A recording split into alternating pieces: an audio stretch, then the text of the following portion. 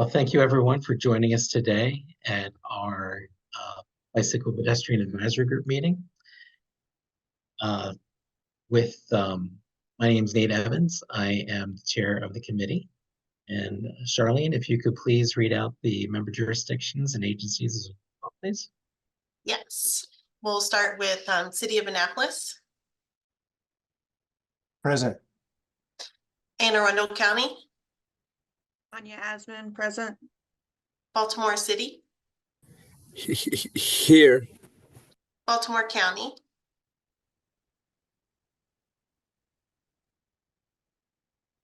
No, Jesse's here, so we'll have that on the record. Carroll County. Claire Stewart, present. Harford County. Hello, this is Ryan with Harford County. Howard County. Hi, Chris Etoff is here, and Patrick Smith is also here from Howard County. Queen Anne's County. Good afternoon, Steve Cahoon here for Queen Anne's County. Maryland Department of the Environment. Maryland Department of Planning. Here, this is Tina James. Thanks. MDOT MHSO. Everybody, Cynthia Spriggs here. MDOT MTA. Patrick McMahon, present. MDOT SHA.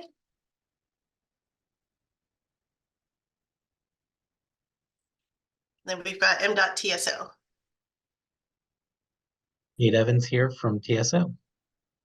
Francine Waters from TSO. Thank you, Francine. And if there's anybody joining us as a guest today, if you can please introduce yourselves.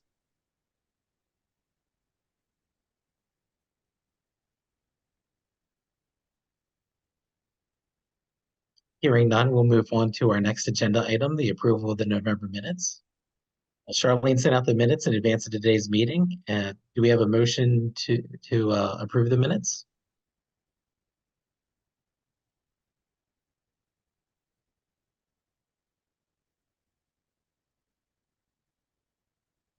Do we have a motion to approve the minutes? I'll make a motion. Thank you, Eric. And do we hear a second? Second, Patrick. Thanks, Patrick. Were there any comments on the minutes? We did not receive any email comments on the minutes. Okay.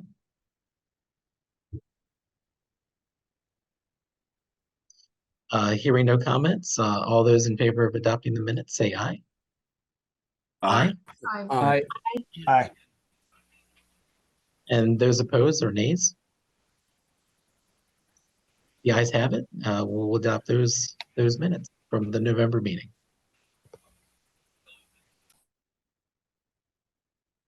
Our next agenda item is the election of officers. This slate of, I'd like to thank Eric Lashinsky for serving as vice chair with me. Today will be my last meeting as chair of the committee. But I would like to nominate Eric Lashinsky as chair for the committee, and also for Steve Calhoun to be vice chair. Do we have any other nominations brought to the floor?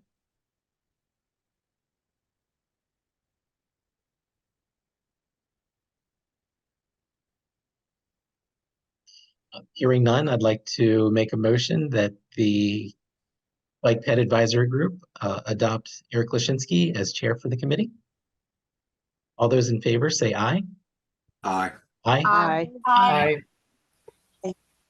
All those, any opposed?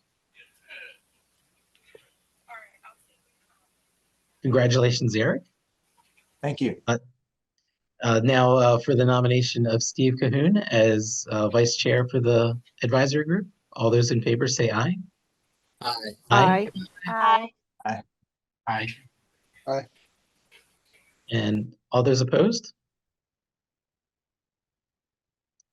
Hearing none, Steve, congratulations on your vice chair seat.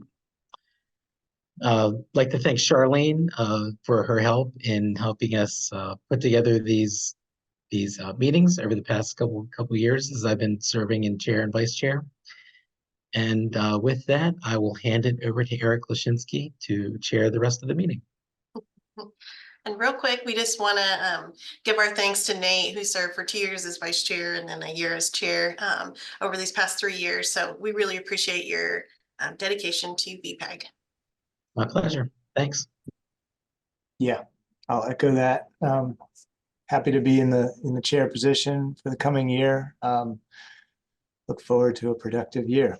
So the next item on the agenda is presentation of bicycle and pedestrian counts in Howard County. I hand it off to Chris Ito. Hello, all. I'm going to share my screen here.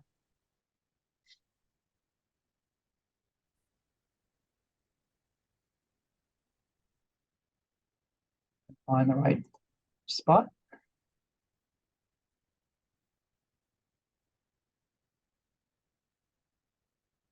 How's that looking? It's showing, yep, that looks good. Looks good. Okay. So yeah, thanks for the opportunity to present. Charlene asked me to provide a little bit of information on this project that we've gone through with the assistance of BMC on the counting aspect. So this was a sidewalk and crosswalk addition near in an area of 2 schools on Montgomery Road in the Elkridge area of Howard County. The star is the basic location of the project. You can see the 2 schools there in very close vicinity of the project. And this was a sidewalk project with a crosswalk so that we could expand the school walk area. Previously, all the elementary and middle school kids that lived on the south side of Montgomery Road actually needed to be bused to school, even though they lived pretty much right across from their schools.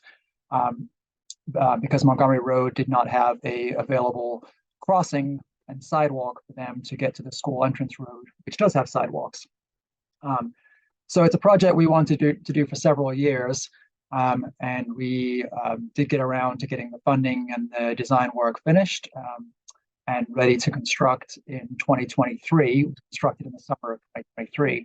And we chose this as one of the projects to work with BMC on their bike ped count program because we wanted to get that before and after data for the project on how many people are walking and biking in this area. Obviously, we were expecting and hoping a nice increase would come from the added facilities and from not just that, but the school system changed their busing policy. Obviously, for this particular location, once the facilities went in, they no longer needed to bus the kids that lived close to the school on the south side of Montgomery Road. So it is, or it was likely to increase the number of walkers and bikers to the school. And that's what we wanted to evaluate. So the before and the after dates of the counts are there. The counts were done by video for a full week.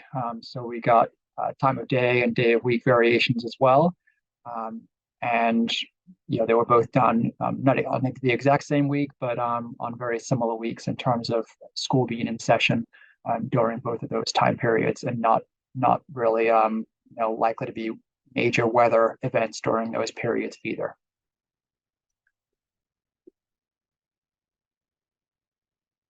So this is a photo of the project afterwards.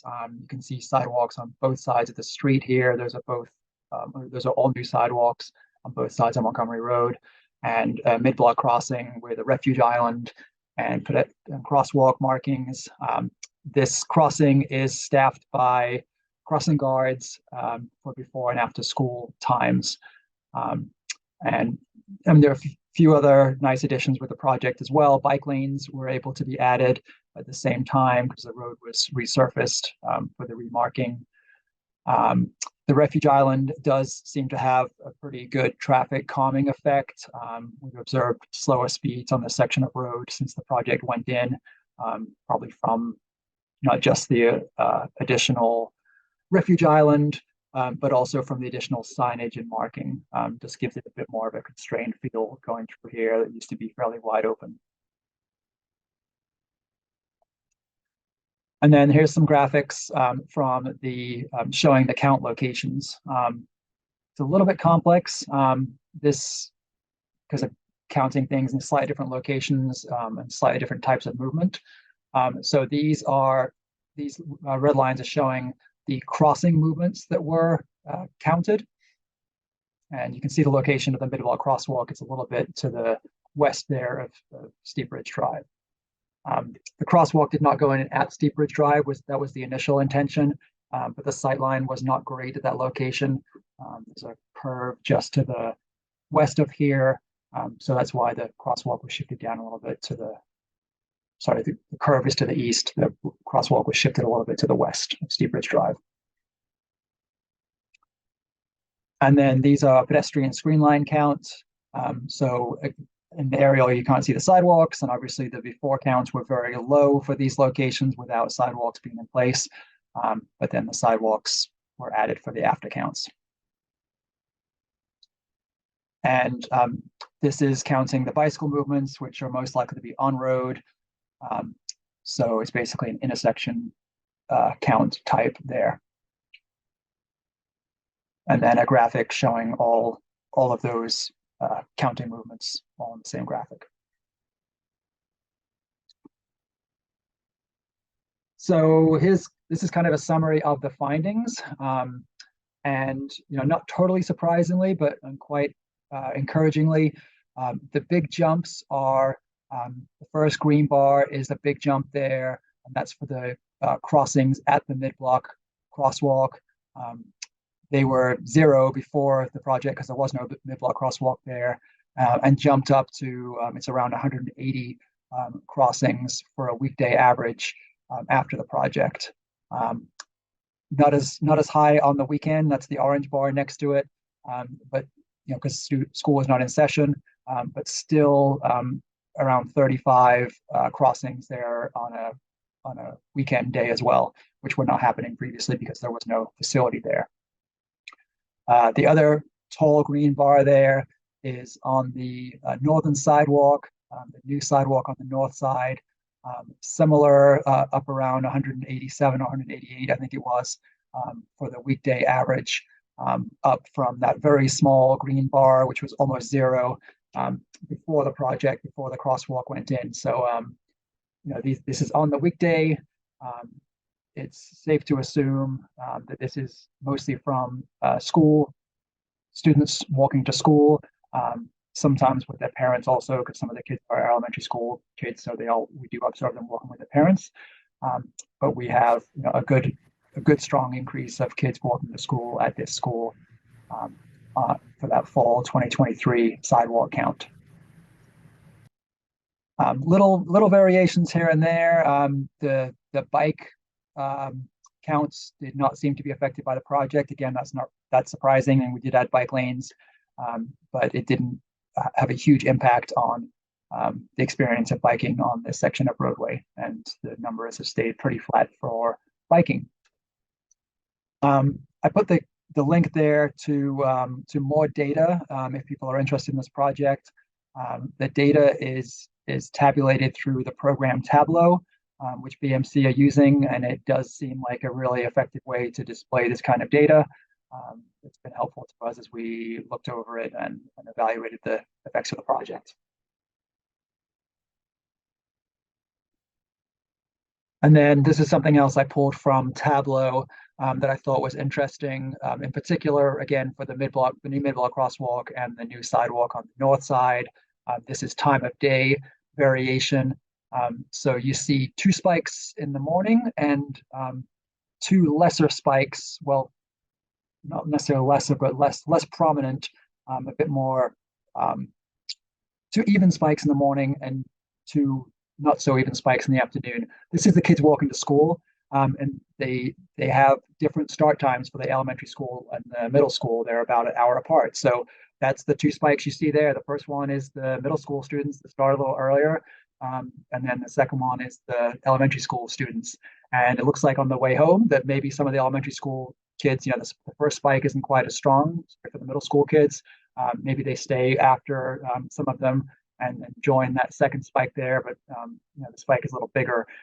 at the 4 o'clock time period in the afternoon when more of the kids seem to be walking home at that time. So I thought that was interesting. Again, it just really shows how the activity coincides with the school bell times.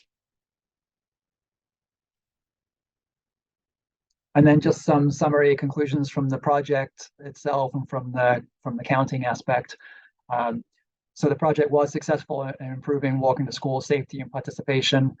You know, we know that through observation, but the data really helps actually seeing that and being able to display that in numbers and graphs and charts as well. Biggest increase was in weekday pedestrian activity, but weekend pedestrian activity also increased. So that's weekends weren't the primary reason for doing the project, but it's a nice benefit that people can continue to walk along the street and across the street. The schools, all of our schools, I'm sure in your jurisdictions as well, they do act somewhat as community centers even on the weekends, right? They have basketball courts and playing fields and other activities at the school that are sometimes happening on the weekend. So, our public schools are not just Monday through Friday destinations. There is stuff going on there that people want to go to on the weekends as well. And then, count data does help justify the cost of the project, and it helps us justify the cost of similar future projects. The project was over $1 million to construct, so it was not an inexpensive project. There are savings down the road on some of for the school system on busing because they're able to reduce the amount of busing. I think this project pretty much reduced 3 buses that were going into the neighborhoods there to pick up kids that live close to school and have to drive them to school. And of course, we get double benefit here because there's actually 2 schools, so it's working for the elementary school kids and the middle school kids that are on the same campus. Next time when we do have several similar projects lined up, we can point to this data and it helps justify the cost of the projects. I'll pause here and see if there's any questions about the project itself or about their collaboration with BMC on the count program. Chris, this is Tanya. This is all very good information and timely for me because we just got a grant to purchase some counters, both permanent and mobile. And this is the kind of data that we're hoping to achieve as well. And I may even try to tap into yours as we try to ask for funding on our end too and say, look, this is proof positive. One question I had is, did you count bicycles too, or just pedestrians? Did your equipment have the capability to do both? It did, yes. We didn't see much change in the bicycle activity, but you can see, these counts here. So basically the bicycles were counted on street. Okay. If there was a cyclist on the sidewalk, I'm not sure about that, Charlene, if that was counted, if the technology counted that as a pedestrian or if it differentiated on the sidewalk counts. They should be, but I can double check to make sure. That's something they've been instructed to do though. And they can also tell if it's a scooter as well and wheelchair users if we ask that specifically. Oh, cool. Well, I will definitely be reaching out to Charlene in the near future to collaborate as well. Charlene, is the equipment what you shared previously, the technology, that's what is being used here? It is, yeah. I'm gonna just give an overview of that technology since it's been a bit since we went over it. We can talk about the limitations and opportunities with it, and then we're collecting submissions for counts for in the spring of this year. So I'll go over that to you. Okay.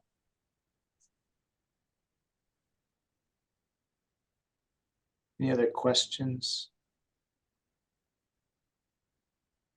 I have a quick technical question. Do you know if any count validation was done with these counts during the short-term duration?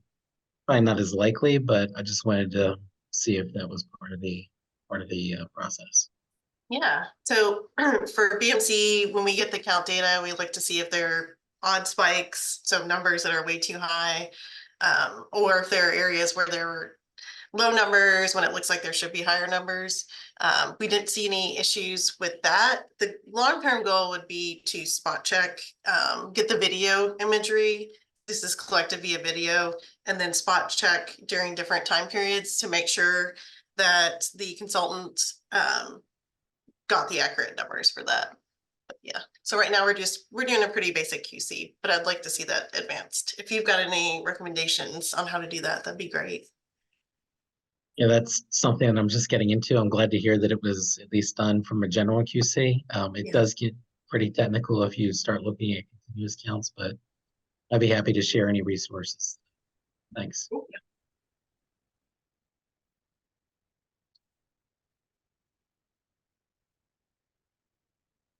Okay, well, Charlene, you want to follow up with the overall information on the count program, the update? I'll stop sharing this one. And do you? Oops.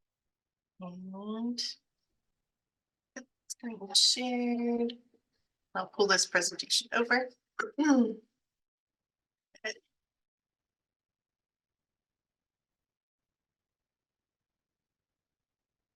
we go. Okay, so you should be able to see that. Let me know if you can't.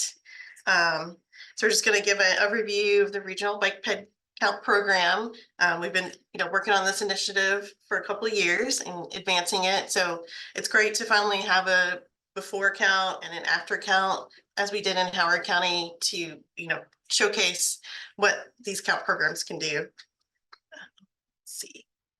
So typically, we conduct week-long counts throughout the region on a project-specific basis. So it would be, Chris coming to us, or Tanya's got some locations, and then you would request for a specific location. There's a variety of counts that can be done. So like Chris showed, that's a before and after count. So that measures the effects of infrastructure improvements on active transportation use. There's also assessment of potential permanent counter locations. So like Tanya was saying, they have funding. Maybe they want to assess, they've got a lot of locations they'd like to put these permanent counters, but they're not sure which one would be the best candidate. So we possibly could do some short duration counts, like week-long counts in those areas to assess them for potential permanent counters. Let's see, and then another one is safety assessments. So you can measure active transportation use that can be used to quantify exposure and develop crash rates. And also we get the video from these counts. So if observational analysis was a part of the safety analysis, that could also be done through the video. So why do we count? Like Chris was saying, it's great to see these numbers to prove the benefits of infrastructure improvements that we make. Bicycle and pedestrian planning is increasingly quantitative data is increasingly becoming important as we do performance-based approaches. It also assists with understanding the role of bike and pedestrians and how their role in the transportation network. And also supports regional, local, and state planning activities. So we can track and analyze travel trends, plan for newer and improved facilities, measure the impact of specific projects, support funding applications, and increase the understanding of safety concerns and exposure rates. So we've got this list of goals for the program that we developed, through BPEG previously. Obviously, we can keep updating that if we have any need. So the goals that were identified were to inform the prioritization of bicycle and pedestrian improvements, tracking before and after counts at locations with improvements. You can determine user type. Commuter would tend to have those spikes in the morning and the evening, and recreational would be maybe higher peak on the weekend, or a mix. They can also assist with the selection of continuous count locations and contribute to a statewide bicycle and pedestrian count database in the future. So this is the count technology that's used. It's a Scout video unit, Myovision non-intrusive, with power packs, so they don't need a power source. They typically mount to a pole or a tree. They can't attach it to U-channel poles. There's some limitations on that. So when we're selecting a count location, that's something we'll keep in mind. So the telescopic arm lifts that camera up to, I think it can go up to 21 feet higher. The data limitations with the video is if there's intense rain, that can obscure the data, the field of vision. And then also it's limited to daylight or if there's good illumination in an area at night. So those are the drawbacks with the video. Opportunity though are, let's see, I've got that one. It can look at user type, so bicycle, pedestrian, scooter user. We haven't done this yet, but they said they could determine helmet usage and look at mid-block crossing as we did with Howard County, but also they can look at, you know, quote unquote jaywalking to identify those areas. And let's see. So they record the video of the count location. And then that data is reviewed by a person at 2 to 3 times speed and then spot checked by 2 to 3 people within the consultants before that gets to us. Let's see. And there's a picture on the right of the lower portion of one of those that equipment. So the final product they give us is data in the same format as the MDOT count spreadsheets. We get aerial view of the count location and then the raw video files. Those are pretty big, so we don't automatically share those, but we'll have those saved. Let's see. Once we get that data, then BMC does a quality check to look for any anomalies in the count data. And then this is a new process, but we think we're going to proceed with that in analyzing the data and bringing it into Tableau so that it can be looked at and manipulated. You can really dig deep in and get that story that's in the data like Chris was showing. So the counts could be 1 day, 2 day, and then up to a week, typically. Let's see. And as Chris was showing, there's different count types, so this can get a little technical, but get familiarity with it. It's not too bad. So pedestrian screen line counts would be there's 1 point maybe on a sidewalk, and you count people, the number of people going in each direction. The other element would be turning movement counts, on-road, bicycles, similar to motor vehicle counts. And then we can also do bicycle and pedestrian counts at crosswalks, either, you know, 3-leg intersection, 4-leg, mid-block crosswalk, those kinds of things. And of course, if you have a screen line count, that would typically be used for a sidewalk, shared use path, kind of locations like that.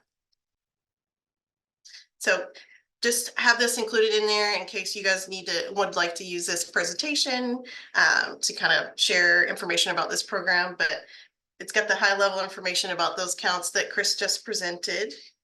And here's some different screen grabs on the data and a link to the Tableau platform, which I also included in the chat today. So on that note, we wanted to reach out to you all and see if you have any count locations that you'd like to see done in spring of this year, and then potentially, you know, going on further. So we've got a submission form, which is a Google form, where you can submit your count location and get information to us, and then we can look at that, kind of do a desktop analysis of the area and clarify what you're looking for, what your goals are, and things like that. And then we would assess which locations could be funded for counts for the season. So starting out, we'd like to solicit from you all count locations that you'd like to see. We would need to close that by end of March, early April maybe. That would then allow us to look at those locations and ask you guys any follow-up questions. The counts would be held in May and June. So that's during when the weather's a little nicer and when schools are still in session. It's important. So then after those counts are done in May and June, the consultant processes the data and delivers it to us. We then review it and then complete that Tableau, the analysis in Tableau, and then we would get that to the local jurisdictions and potentially present that information at a BPAC meeting. So that's an overview of the upcoming spring bike ped counts and scooter counts. Does anybody have any questions? I might have do. missed this, but oops, sorry. Go ahead.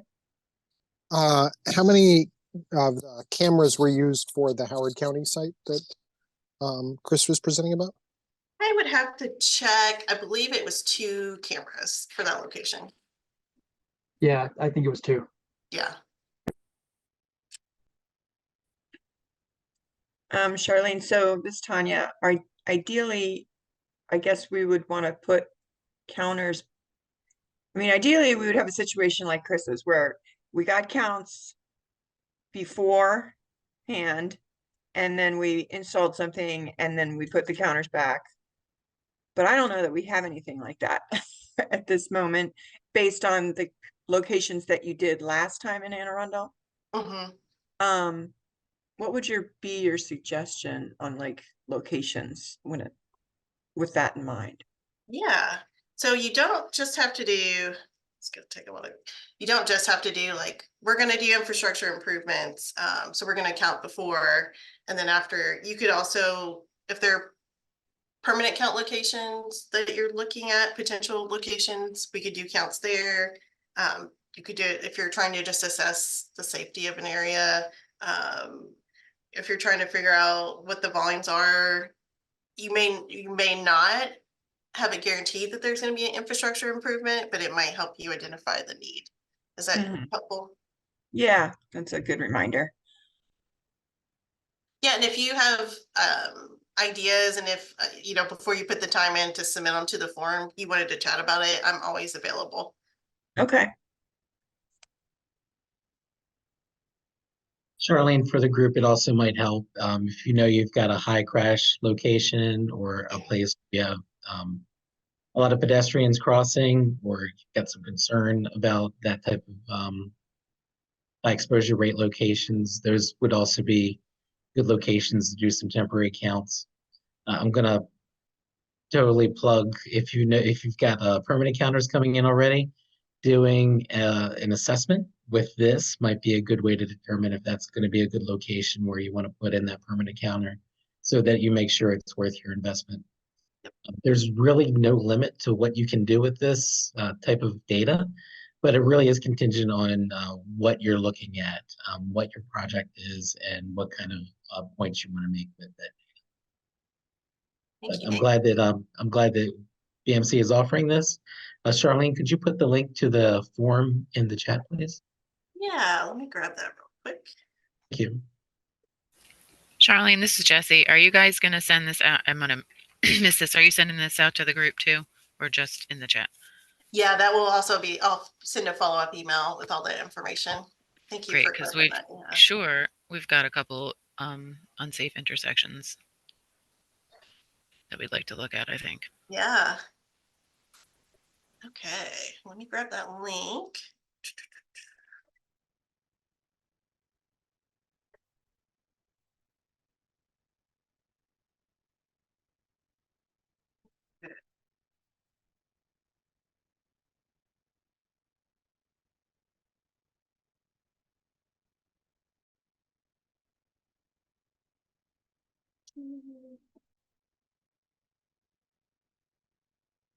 Okay, so I've got that form in the chat.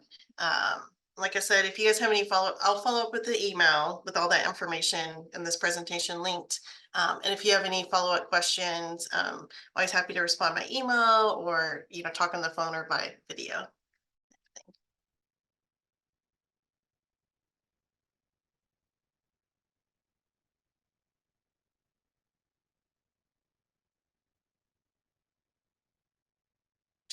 Well, if you don't have any more questions, I guess we'll proceed.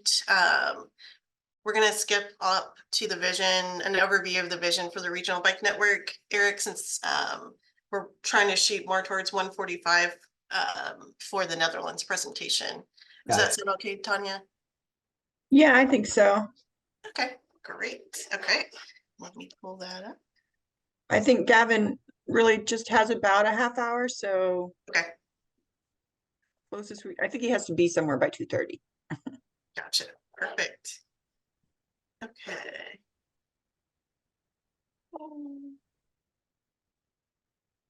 Yep. So the vision for the Regional Bike Network project, which is being funded under the Unified Planning Work Program through BMC, that project has kicked off. So wanted to just give an overview.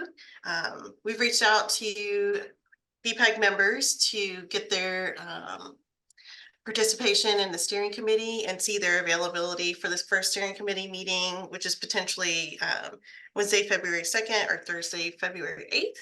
And then we've also reached out to you all for the local jurisdictions to identify a second steering committee member. So that could be somebody from another department who would add additional perspective. So the vision for the Regional Bike Network project. Let me pull up my notes real quick. Sorry about that.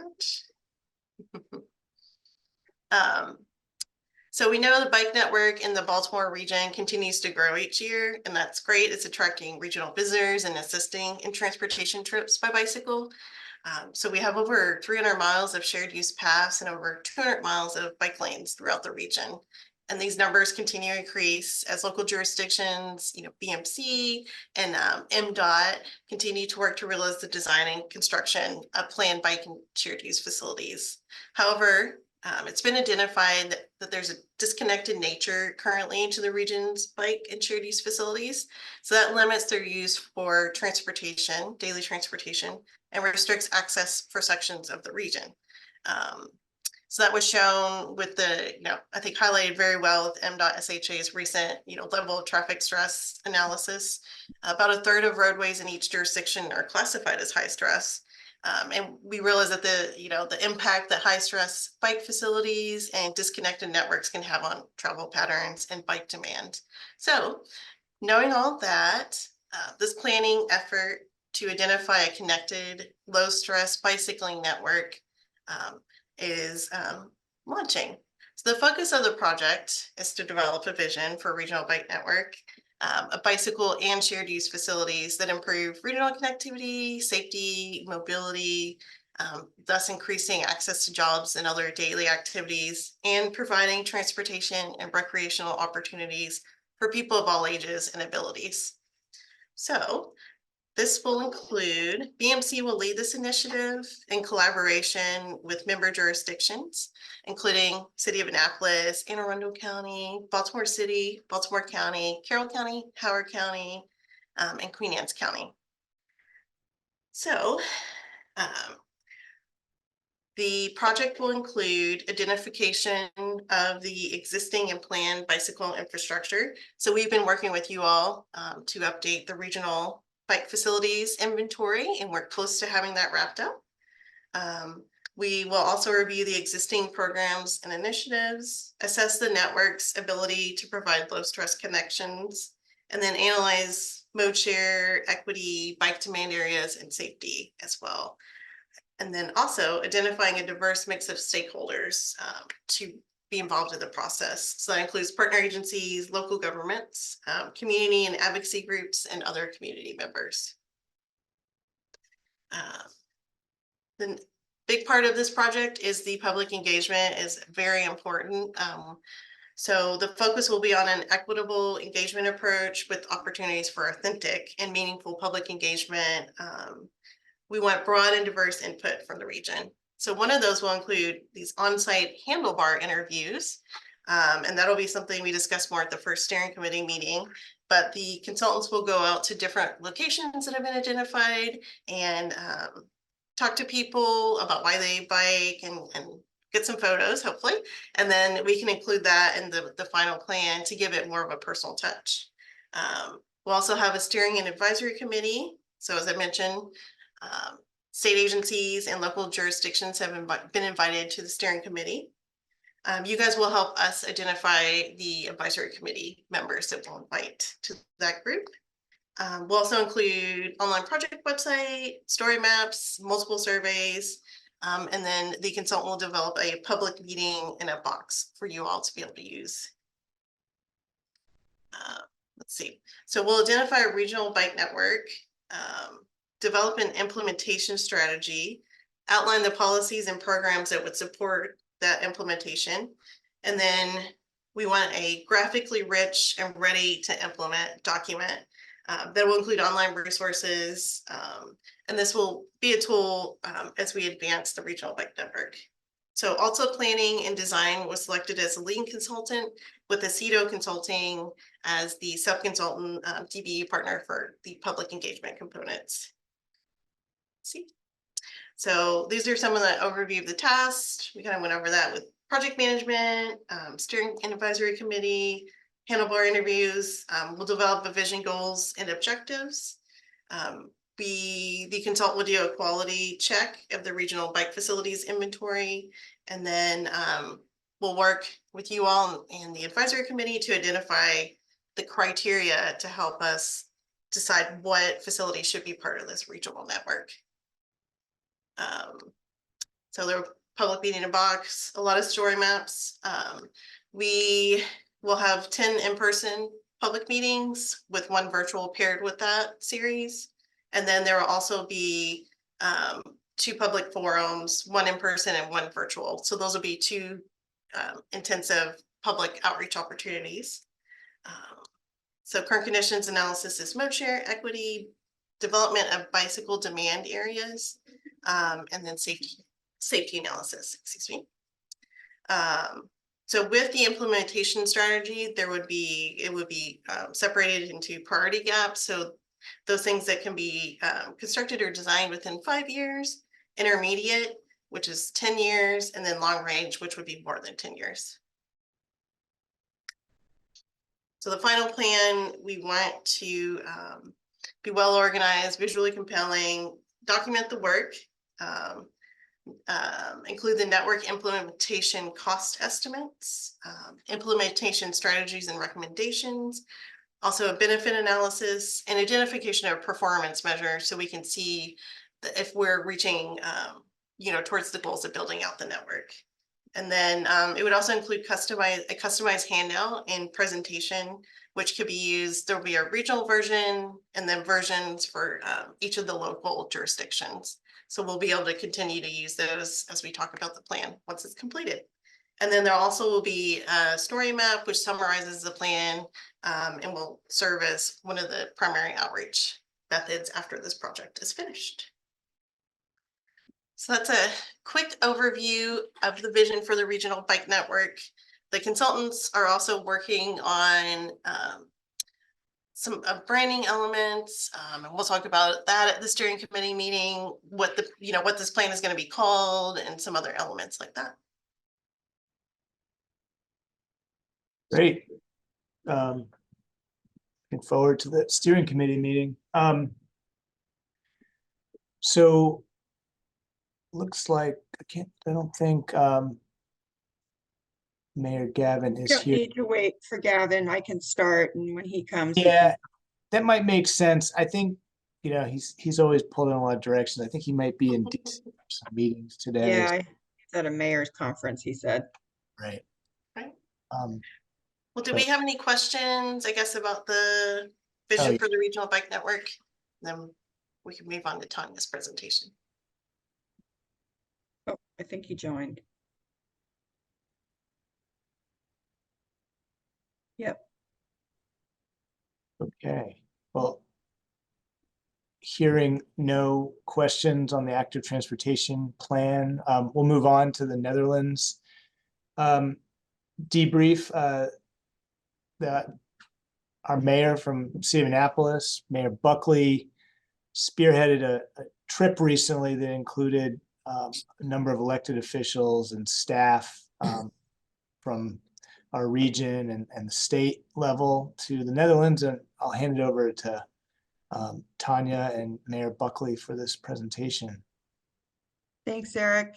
I did see that Gavin joined, and I'm just gonna run down real quick. The delegation members were Gavin Buckley, Alderwoman Karma O'Neill, Alderman Rob Savage, Brooks Standelmeyer, Dewan Gay, the city manager Mike Malinoff, the city transportation director Marcus Moore, city public works director Burr Vogel, Maryland Department of Planning Secretary Rebecca Flora, Maryland Department of Energy Emergency Management, Sarah Bender, myself, and then reps from the Anne Arundel County, City of Annapolis Resiliency Authority, Jacqueline Guild, who partially funded this trip and program, and then Patrick Denker with the Denker Foundation, who also partially funded, and Julian Jacks, who is the city videographer. And I just wanted to give a thanks to BMC for also providing some funding. So with that, if you can switch to the next slide, I'm going to hand it over to Gavin to do some opening remarks on sort of where this trip came from and how it came to be, and what it was all about. Gavin? Hi there, everyone. I am at the US Mayor's Conference in Washington, D.C. in the hallway of a hotel because every single space is packed. So I apologize. But I want to thank BMC for supporting Tanya coming on this trip. What was important for us on the trip to the Netherlands was to go to a country that lead the way in so many things. We're about to lead the way in the city of Annapolis here in the state capital of Maryland on a resilience project, the largest capital project in the city's history. And we decided it would be good for us to look at best practices in other countries. The Netherlands lead the way in resilience moving water, obviously a country below sea level, but they also lead the way in bike infrastructure and micro-mobility transportation. We decided that we should bring policymakers on this trip. We had 3 levels of government. We had state representation, county representation, and then city representation in the form of 4 councillors and myself, as well as 3 directors. We are policy makers. Our directors implement policies. There is a saying, a Confucius saying that says, it is better to travel 10,000 miles than to read 10,000 books. And I can tell you, the best thing I ever did was bring the city council with me to the Netherlands to go on this trip and experience things like they do for the residents of Holland. We got off our plane, got onto a train, and for 1 whole week, we did not use a car, an Uber, a taxi.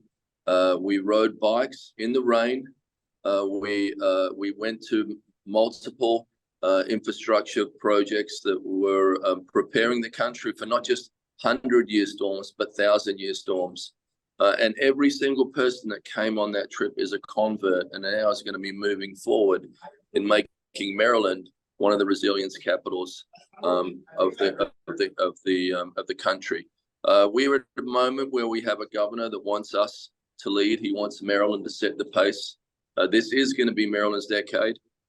We are looking forward to bringing these technologies into practice in the city of Annapolis.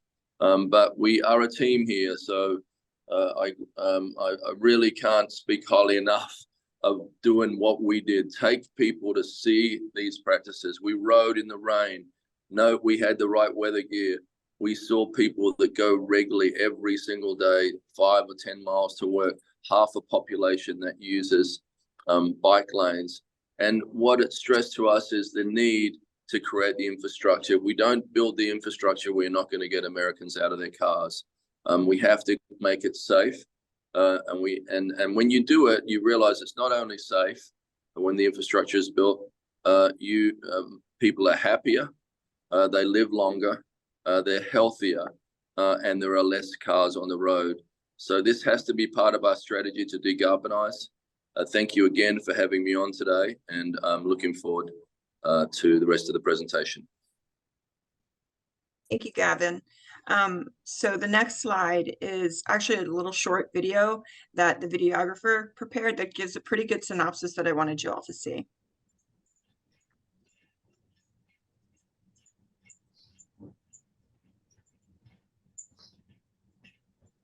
Does it have the audio? Not yet. Yeah, it seems like it's not working then. It All might right, be let me. on the YouTube audio. I don't. Yeah, sorry, I've seen this issue before. Let me try one more method real quick. Oh, Eric, do you have any workarounds you know about? no, just the Sorry, Tom. volume's on the far left near the play button. That I don't know where that's set at right now, but it might be. It's set on max. Okay. I have it up. I can try to put the link, actually. I try it within the PowerPoint. No, it's just the link there. Shoot. Okay. I know. Sorry, Tanya. I don't have a quick solution unless anyone in the room does. Apologize. I'm gonna try to put the link in chat. Yeah.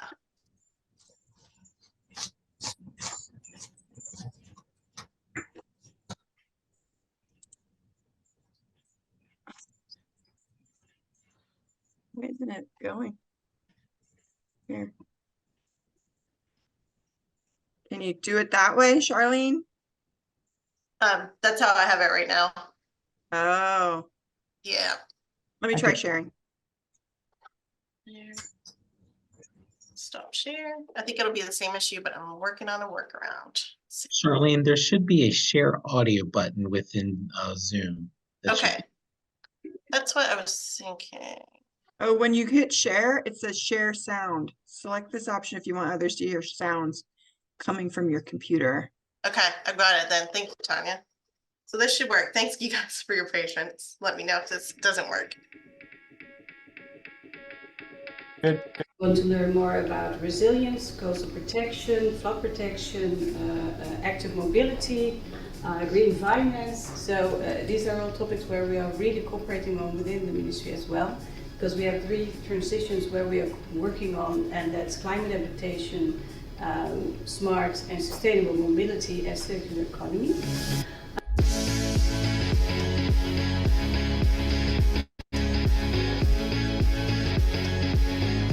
It wasn't like this before, but I mean, we had our share of disasters as well. And the very important one, and you probably know this, is the one in 1953, which really leads to a shift in our thinking about the priorities we have to make, and also how we have to put our water governments sort of beyond political debate.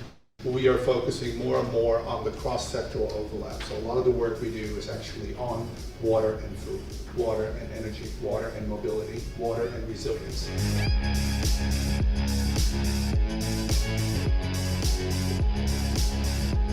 You imagine that the water falls on this side of the dike in case of heavy rainfall. So we have 1100 pumping stations to pump the city dry, but that's not enough because our system can cope with 20 millimeters an hour rainfall, and with climate change we see more intense rainfall, especially in the summer. So therefore we need storages like this. Sometimes we have too much water, and in other periods it's too little water. Can we connect the dots and make it circular? When there are a lot of storms and the water level is high, it closes to protect the country from the sea. Our history is the battle with the sea. On the flooding in Limburg, if they would have 20 kilometers of temporary flood defense system like a box barrier ready, it would have saved 8% of the total damages. This is tube barrier, one of the self-filling systems. So this is not filled with water. And as you can see here, we have holes in there. So the system just automatically fills itself. Look from above. The Netherlands, small tiny country. But 40% of a country is floodable. If we leave it, this is what's left of the country.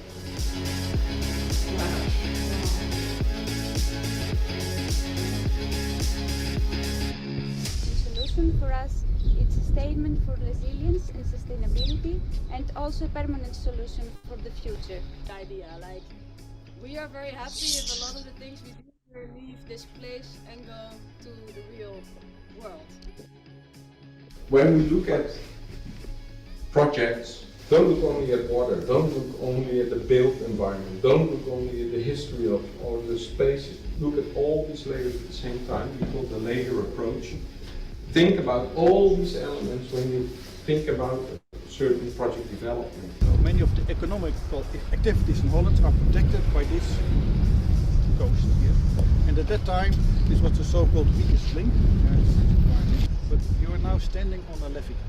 And the boundaries of the levee are these cobblestones here, there. And the other thing is, at that time, the municipality of Katwijk thought, well, when they're going to do such a major works, maybe we can combine that with a parking garage.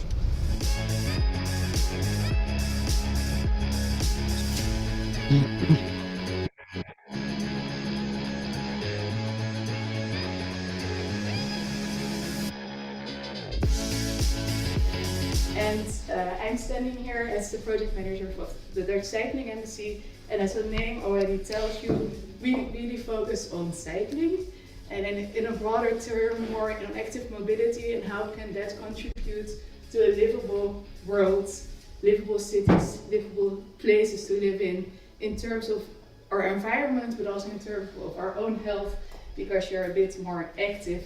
Our advice is go for this holistic approach. From our experiences, this is the way how to make it work. And this is what we will show you on the streets, but please also let it experience you and analyze it for yourself. How does it feel? Of course, in this holistic approach, most of the intersections are really safe, so they go by hand, but if you don't do it in a holistic way, we don't think you will reach what you get. And this is where our advisory guidelines are based on.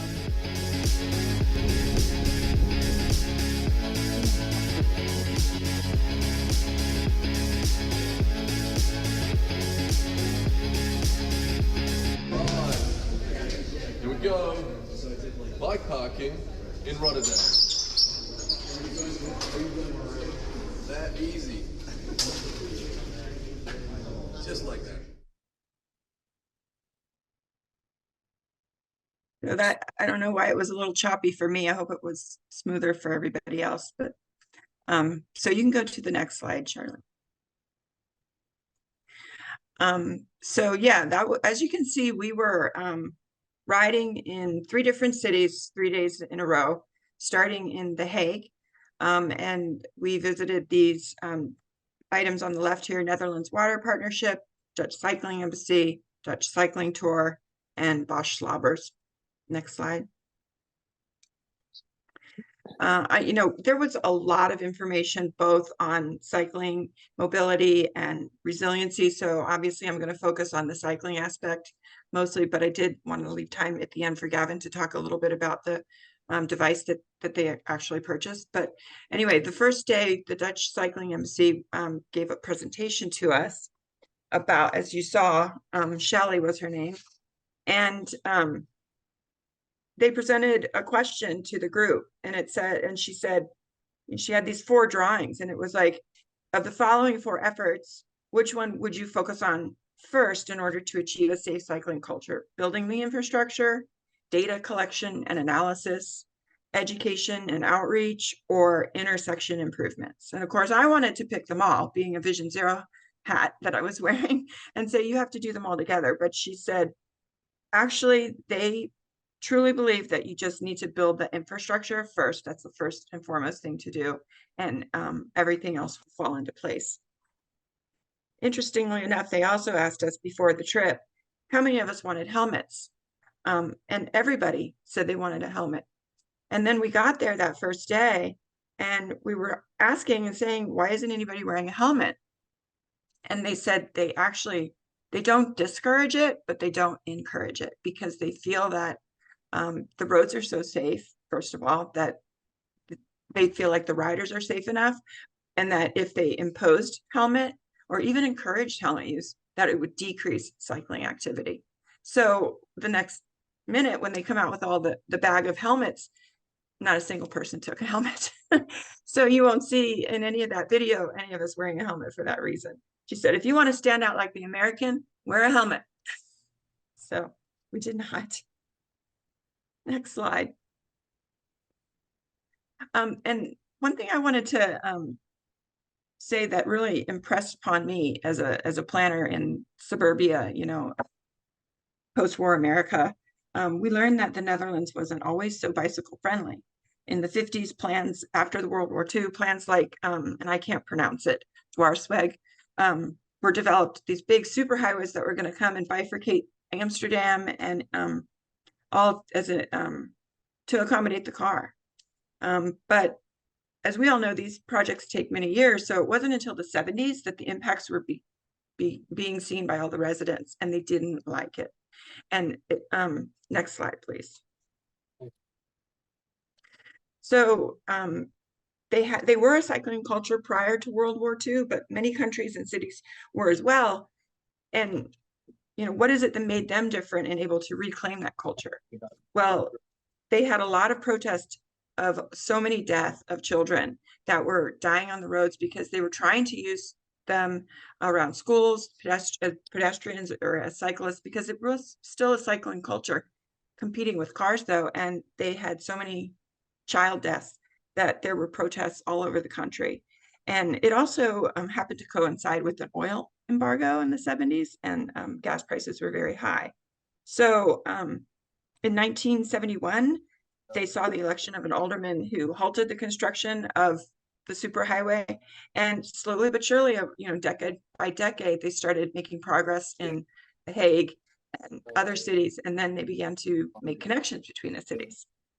And they say it's still a struggle because they still compete for space, but they don't have the same kind of backlash that they did back in the 70s.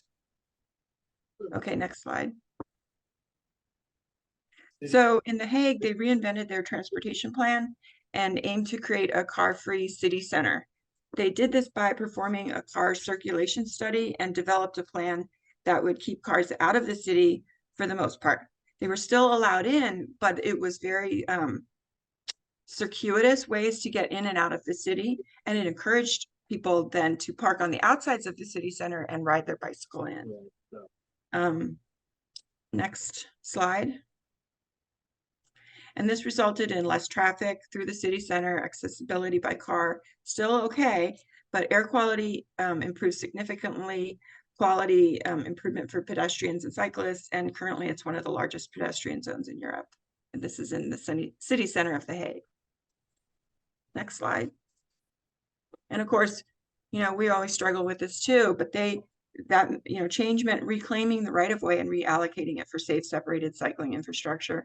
This is an example of a roadway that they reclaimed for a cycle track, essentially. And, they had to do this, and they faced a lot of opposition. I watched a video about the history, and, it wasn't just overnight they flipped a switch. They had to do it over decades, but they just pushed for it. And now there's absolutely no opposition to cycling infrastructure. Next slide. The second day we rode in Rotterdam, which in my opinion was probably the least comfortable. It was the busiest city. It was in World War II, it was completely decimated. So it was rebuilt very cosmopolitan and kind of car-centric. So they've probably been a little bit behind some of the other cities in improving their infrastructure, but it was still there. Next slide, please. In Rotterdam, this is an example of a circle called Hofplein Square, and every mode of transportation goes through this circle, including the trams that you see. And I was terrified when they said we were going to ride around this thing. And the guy in front of me, I think it was Brooks, admitted that he was scared too, Alderman Brooks. And we got in there, and they had told us, when you get in the circle, you feel like the king or the queen, because the way it's set up is so safe. And sure enough, we got in there, we rode around it twice. We were so comfortable. And the cars, no honking, nobody's mad at you. They're all in acceptance. And one of the things that somebody pointed out to me was that in the Netherlands, if there's a crash between a car and a cyclist, no matter the circumstances, the car is always at fault. And, that really struck me as probably one of the reasons why you feel so safe is they're afraid to hit you as opposed to the other way around. Okay, next slide. So this was the Rotterdam train station where you saw Gavin pulling a bike down from storage. I think this particular garage held 5,000 bikes underground, but as you can see, above ground, there was probably more parked outside the train station. And the impression this leaves me with is, imagine when you talk about congestion and really, using cycling to relieve congestion, imagine if all of these bikes were cars on the road. I mean, it's phenomenal, the least amount of congestion that I saw there. Next slide. So I'm going to skip day 3 so that we can talk about that. Gavin can talk about it, but this was day 4, and hopefully you can get that to work. Some of us went to the cycling conference.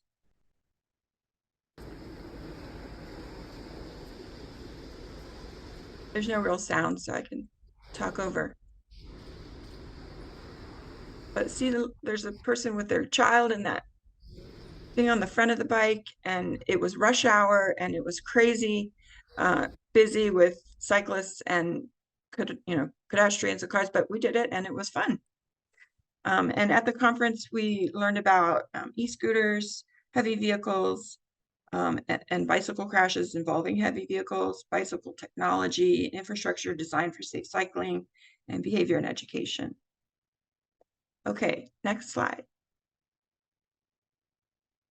So back to day 3, we went to a college town called Delft, and this is where we really saw a lot of the resiliency equipment. And I'm going to let, if Gavin, if you're still on, do you want to talk about that?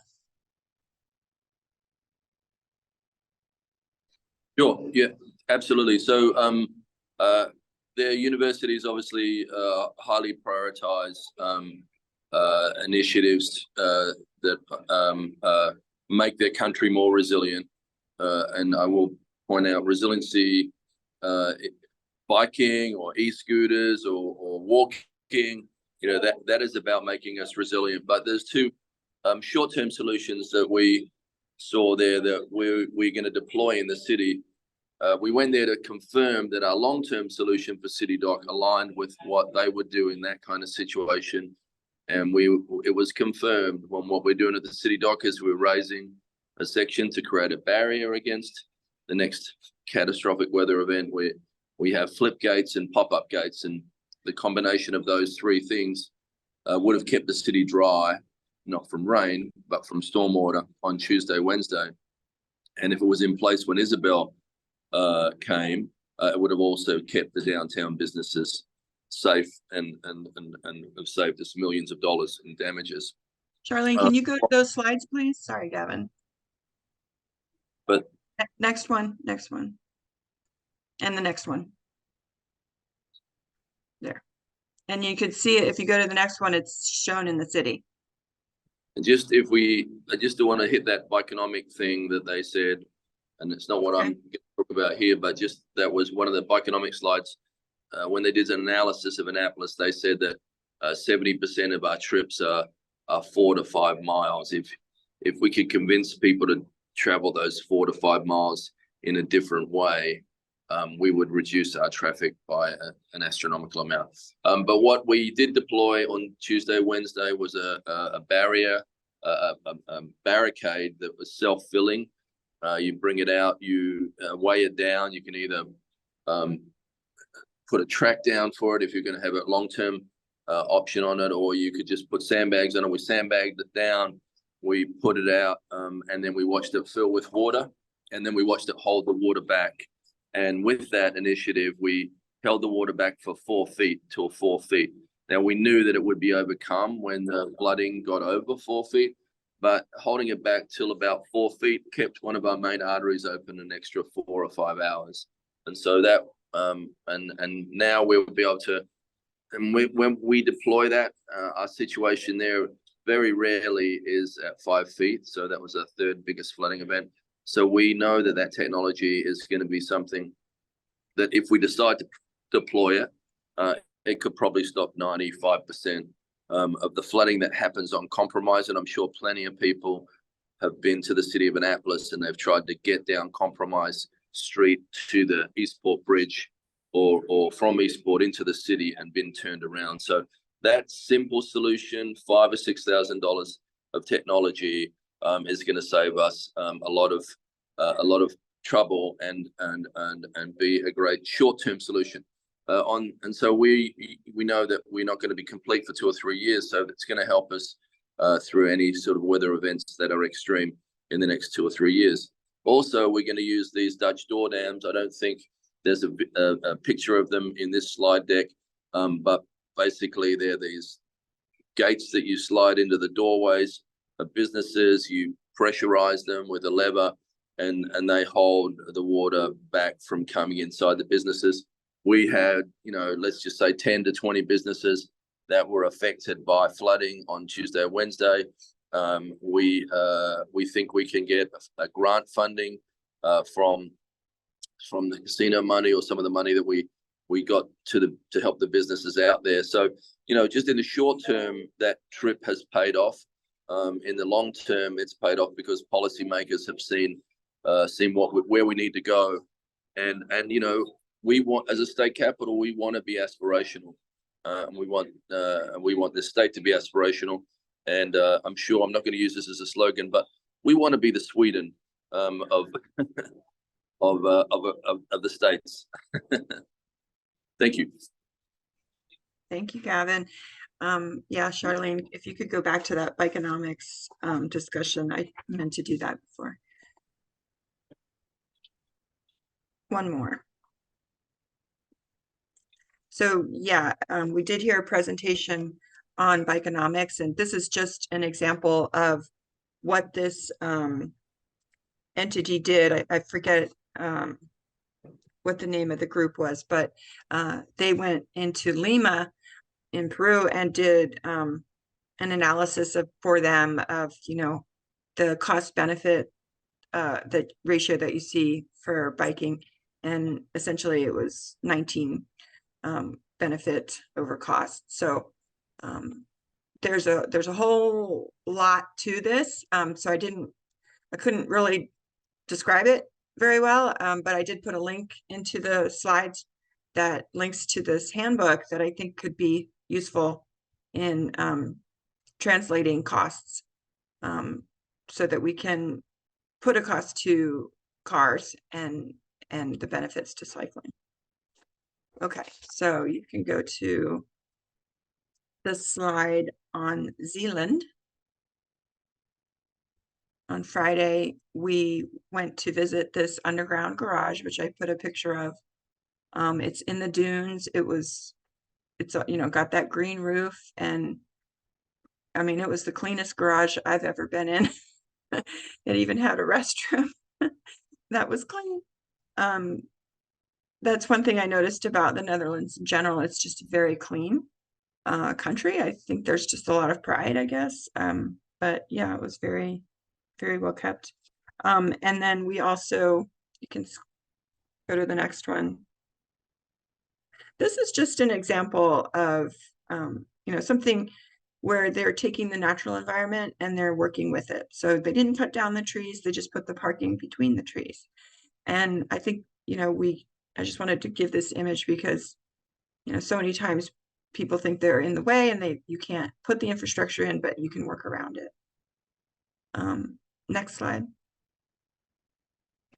And then this is an example, or this is a picture from where we visited the storm surge barrier, and it's got some big long Dutch name that I can't pronounce, so just leave it at that. But they constructed it in response to that 1953 flood, and it's one of a kind in the world, and it closes essentially and prevents the storm surge. But they built it and then they never had any storm surges. And by the way, it's completely automatic, so it's not, it senses somehow, it knows when it needs to close.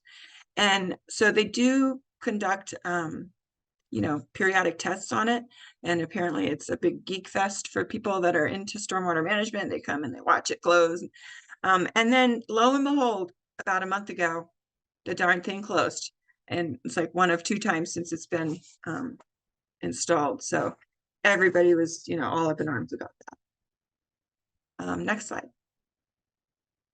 if there's. Yeah, so we all walked away, as Gavin said, we call ourselves Team Transformation. I mean, we I have come back and I'm a different person in meetings. I'm really pushing for the narrative to change and embrace cycling more and walking, and really want to see, like, the city do a circulation analysis like The Hague did, and hope that we can bring back all of these innovative technologies. Next slide. And some other takeaways that I had, I'm trying to find my notes here. Essentially, it's so integrated with transit. That's the one thing that really stood out to me. And it's changed my whole outlook on, like, bike share, for example. I no longer think that dockless bike share is necessarily a good thing for us anyway, because it's all over the place. Whereas if you're riding a bus and or a train, and you know that there's going to be a bicycle there for you at a docked station, then you can ride home, then you're more likely to do it if it's reliable. So those are the kinds of things that have really just transformed my thinking. One thing that I did want to point out is the Netherlands is very flat and it's very temperate. So it never snows, they said. If it does, it's a dusting, and it's never very hot. Although last year they experienced the hottest they've ever had on record, and they attribute that to climate change. But it did make me think, okay, what can we do here to encourage cycling in a hilly situation for especially older populations? And e-bikes are an obvious solution. And I know Washington State has done some rebate programs that offer rebates to people when they buy them. They subsidize the bike companies to offer that. So it's just something that we can start thinking about in general. And then to close, if we have time, Charlene, I would love to show Rebecca Flores' address.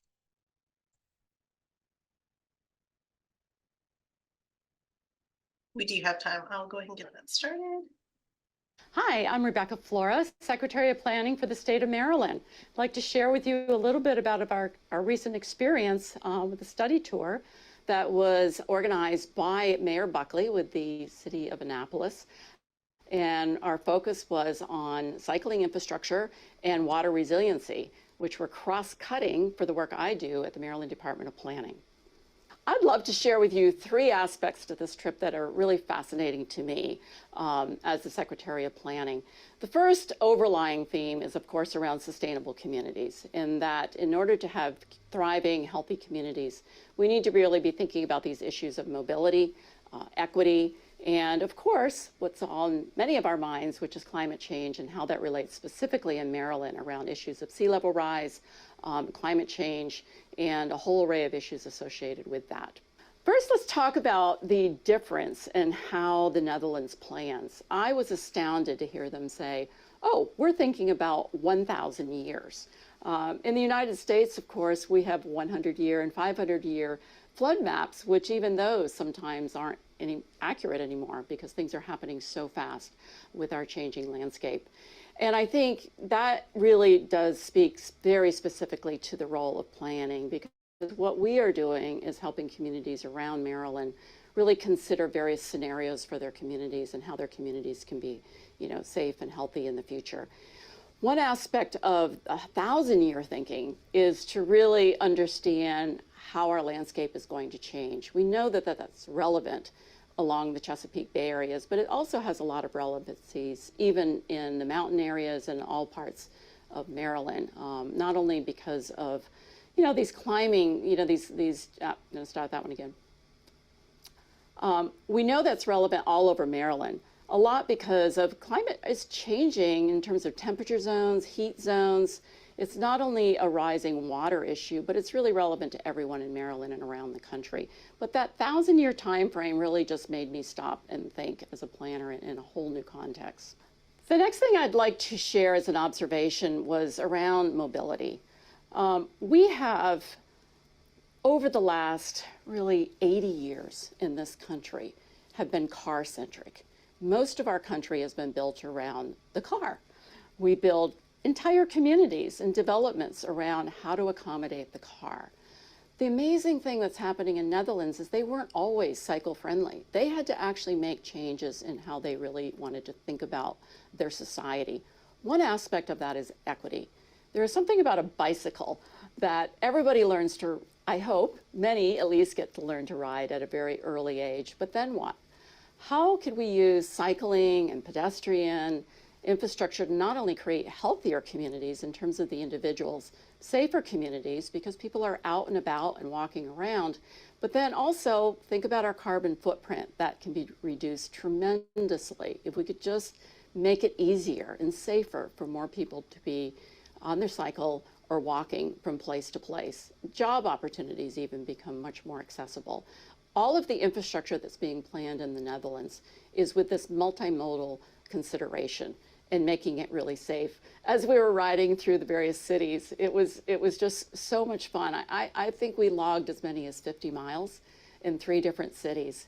And we were in 40-degree weather, the rain, and it was just a really marvelous opportunity to show that this is not a climate-oriented way of getting around. It can happen anywhere. Another aspect of this trip was water resiliency. They really, in Netherlands, don't think of water as a flooding problem, but more of an opportunity. How do we work with water? How do we manage it? How do we actually, frame our communities, our farm fields, our whole shoreline to plan for water? One parking garage, which I usually am not a big fan of parking garages, but the way they built it was just so much into the landscape and really taking into consideration that the shoreline is going to shift. And they allowed for that, and they really thought that through. They even had pop-up infrastructure to service, basically food servicing and whatnot that could be taken down if needed quite quickly. And so this whole notion of learning how to work with nature and with water and really plan for it very, very long term, and thinking about water as a resource, which it very much is, and how we can adapt and change and work with it and still really make room for it, even in our most treasured landscapes and places where we all live. So I shared with you just a few things that really came to my mind. There's just so much to share. The trip was really not only about really seeing how another country that's considered a world leader in these areas, what they're doing, how they did it, what we can transfer and bring back to Maryland. And I know for me at the Department of Planning, how we work with local communities with our comprehensive plans, how we start doing a better job of building resiliency into comprehensive planning will be a big part of what I'll be thinking about as I visit communities around the state. And I think the other part of this, which is really important, is just building relationships. It's so important for, I think, the state of Maryland and those of us working in state government to be working closely with local communities. And I really know that we'll have a strong relationship that came out of this, not only with the folks that came from the city, but also the county, and basically is a great way to come together and work together.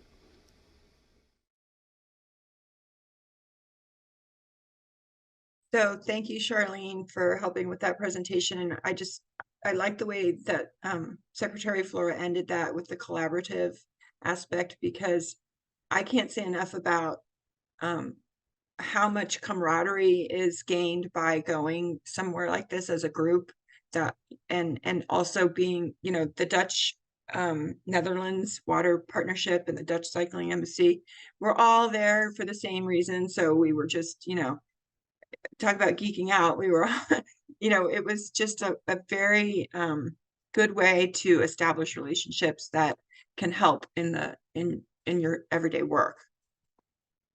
That's all I have to say on that.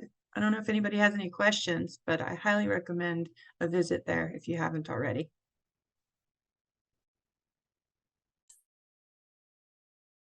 Any questions from the group?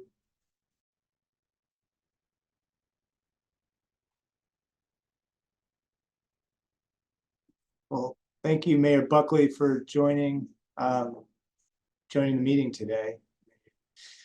Busy guy, but we appreciate it. And Well, thank you guys do. Thank you so much. Enjoy the rest of your yeah, so hearing no questions, we'll move on to the last part of the meeting. roundtable discussion. I think that's right. I think we got everything else. Did I miss anything, Charlene? I think We did not. Yeah, we're on to the roundtable discussion. All right, so this is the part of the meeting where we go through each jurisdiction's representative and share updates on current projects, focuses of your work. Starting by alphabetical order with me, City of Annapolis. So I will first say that many of you are probably aware that Bird entered into bankruptcy proceedings. They were our micromobility provider here in Annapolis. Everything is still working as of now. They went to great lengths to assure us that the service would continue to operate. And so it seems to be for now, and we have the same on the ground Bird operator, and we'll see. But we've had some meetings with them to understand where they're going, and hopefully they can get through their restructuring and still provide the service. But I'm sure there'll be other changes in this industry before long. We're just continuing to work on our major bike ped projects, that many of which are funded by MDOT's Bikeways program. That's our West East Express, our College Creek connector, our Hilltop Lane connector. And we're going to be kicking off a new project called the Bay Ridge Avenue Bikeway, which got a Bikeways grant the current fiscal year, following our feasibility study that was funded by BMC. So that's a new exciting project that'll connect our downtown to Quiet Waters Park, which is an Anne Arundel County park that's a major destination. Other news, there's another major project led by the state MDOT-SHA that is going to help connect B&A riders into Annapolis, and that is our Maryland 450 retrofit, and that is also proceeding, just past 30% design now. So another important initiative, but that's it for now.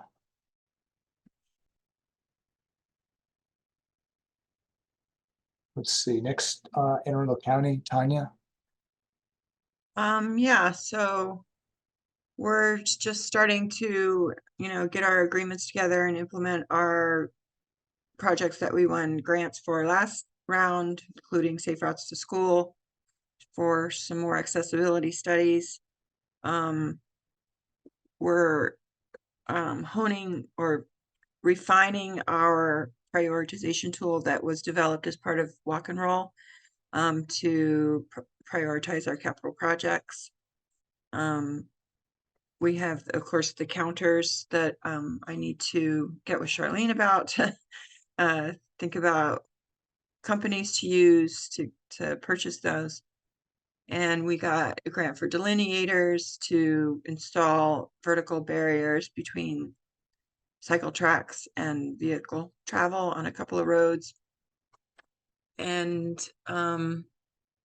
Vision Zero, we have developed an implementation plan that will soon be published, and we, in partnership with DPW, developed a Vision Zero dashboard, which is now sort of our go-to place for Vision Zero information, what's going on in the county. And I will drop the link in the chat after I'm done speaking, if you all want to take a look at it. It's the public facing one, so some of the information is higher level, no really dots on a map still kind of thing, but it's a start, and I think it's pretty good so far.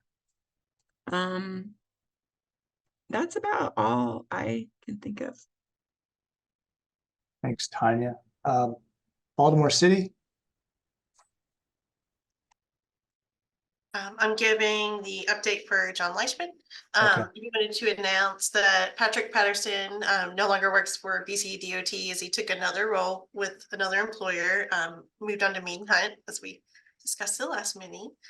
So John has been filling in the interim as lead bike planner duties until they hire a new bike planner, hopefully soon, he said. And he also said that they received the grant agreement for the Boston Street Connector from MDOT. And that Bikeways grant is moving along steadily. And lastly, they have been in contact with Rails to Trails Coalition about installing 3 to 4 new bike counters at different locations in the city. And John will be able to give an update on that as the process continues. So that's all I had. All right, thank you, Charlene. Filling in there, Baltimore County, Jesse.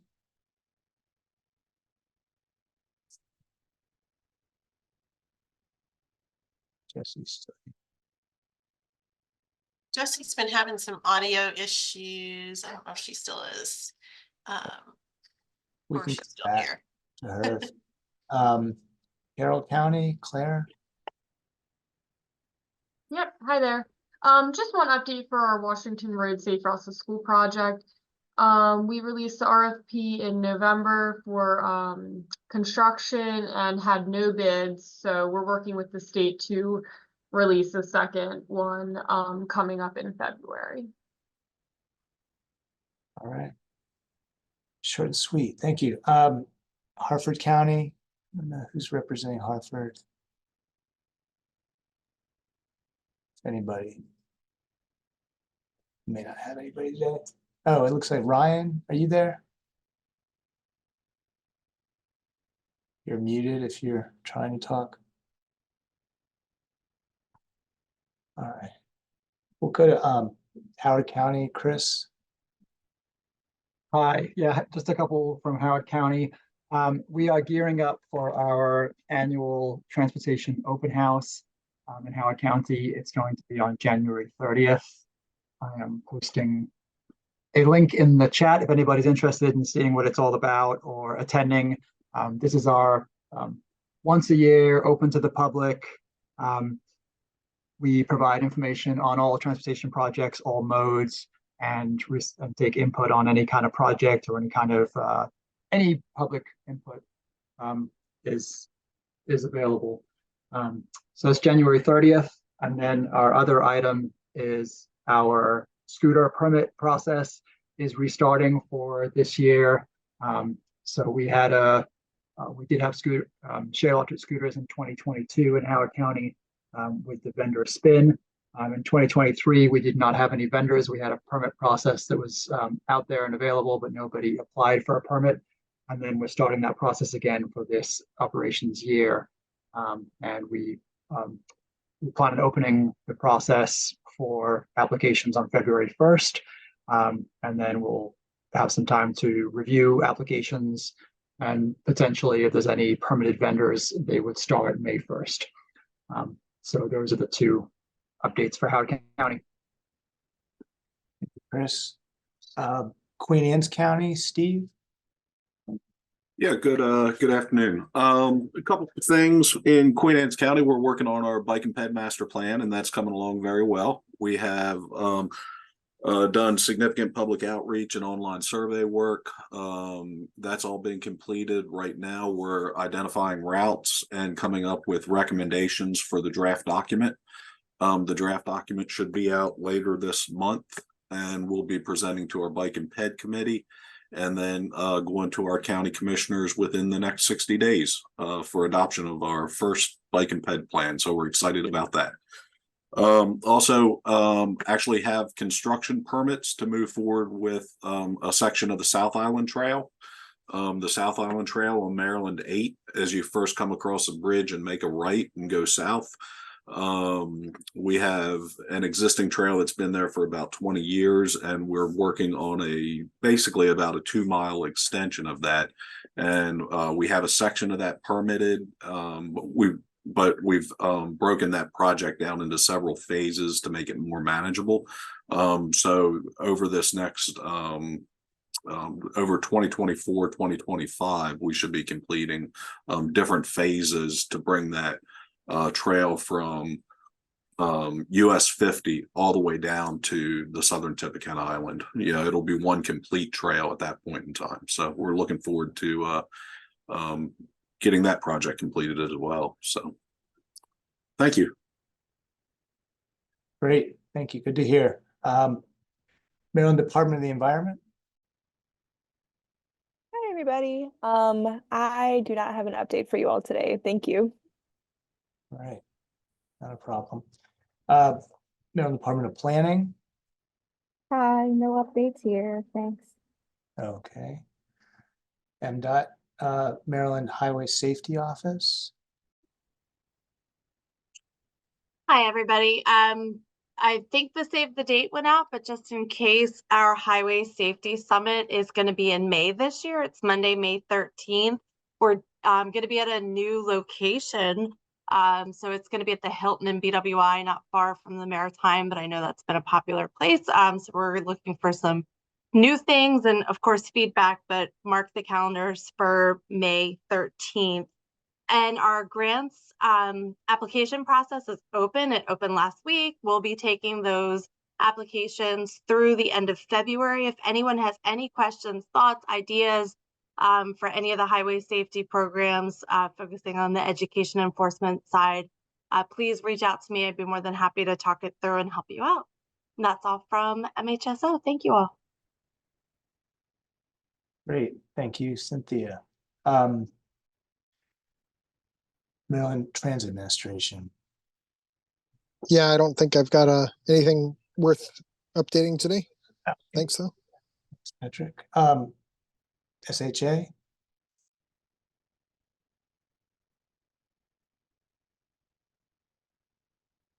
Is that you, Nate? No.